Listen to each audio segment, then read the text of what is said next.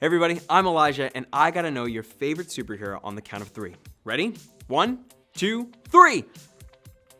I love superheroes. There's so many things to like about them, like their suits, their powers, what they drive, who their sidekick is. The list goes on and on. But one thing I love about superheroes is that they keep going, even when it's hard.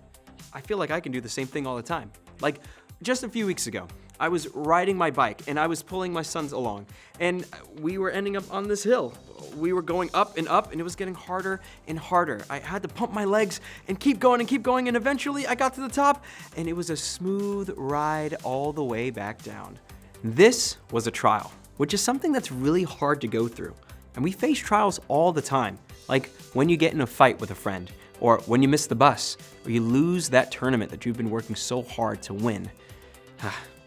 But James 1:2 says this: "Consider it pure joy, my brothers and sisters, whenever you face trials of many kinds." Do you have joy in a trial? Yeah, it's not my first feeling either. I had a really hard time understanding this verse when I read it the first time.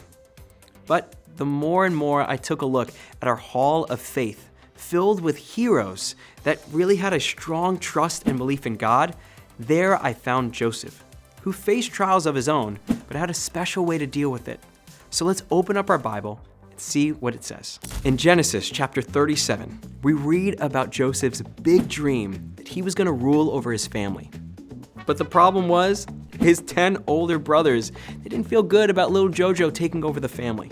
They were furious, and they planned to hurt him. First, they threw him into a pit. Then, they sold him as a slave, which is when you have a job but you can't go home. Now, if you were in Joseph's shoes, would you feel scared and alone? I know I would, but not Joseph himself. See, he worked so hard that his boss promoted him and brought him in charge of everything that he owned. That was until he got tricked. See, someone in the boss's family lied that Joseph was going to hurt them, and Joseph was sent to jail. If I was lied about and I was thrown in jail, I would be furious. I would be angry beyond belief, but not Joseph. See, again, he worked so hard that he became friends with the guards, and he was put in charge of everything in the jail. And he even worked with some people who worked with Pharaoh. That was until he was forgotten. This man who worked for Pharaoh eventually got his job back, and he forgot all about Joseph.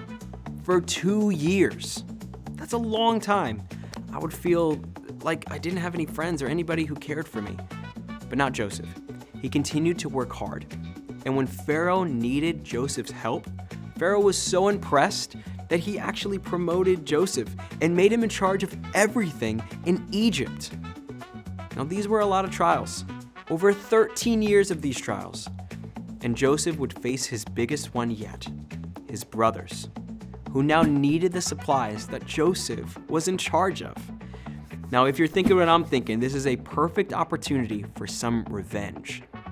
But let's see what Joseph does. In Genesis chapter 50, verse 20, it says, "You intended to harm me, but God intended it for good, to accomplish what is now being done, the saving of many lives."